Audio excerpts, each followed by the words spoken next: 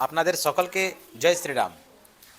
অনেকটা ভিডিও দেখলাম মুর্শিদাবাদ বেলডাঙ্গার, কিন্তু এই ভিডিওটা না সেভ করে রাখতে পারলাম না কন্ট্রোলে। প্লাস এই ভিডিওটা দেখে সত্যি অবাক হয়ে গেলাম কি আজকের দিনেও কি এরকম ভিডিও হতে পারে, ঘটনা ঘটতে পারে আমাদের পশ্চিমবঙ্গের মতন ধরতিতে।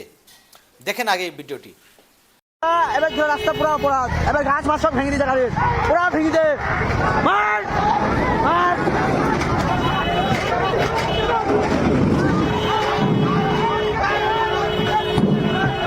পুরা গাছ মাছ ভেঙে দিয়েছে গাড়িটার, মেরে রাস্তা অপরাধ করতেছে না বলে।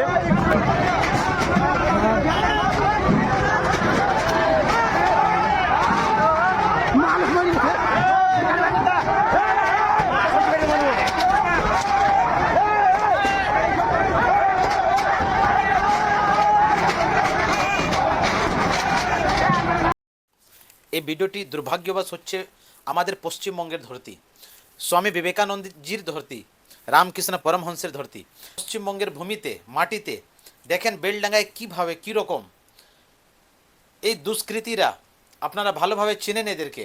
এরা যখন আমাদের পাড়াতে আসবে, যখন অন্য অন্য শহরে যাবে, তখন কিন্তু এরা বাবু সোনা ভাই দাদা বলে কাজ করবে, আপনার বাড়ি তৈরি করবে, আপনার বাড়িতে এসে কাজ করবে।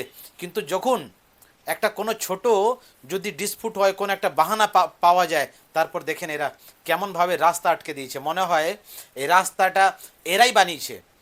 ওখানে পুলিশ মুখ দর্শক রয়েছে। আপনারা ভাবুন তো, এমন এমন রাস্তা যেখানে পুলিশ মুখ দর্শক রয়েছে, প্রশাসন অ্যাডমিনিস্ট্রেশন রাজ্যের সেন্ট্রাল গভর্নমেন্ট ওখানে নিজের প্রশাসনকে রাখছে, কিন্তু ও প্রশাসনও মুখ দর্শক হয়ে রয়েছে।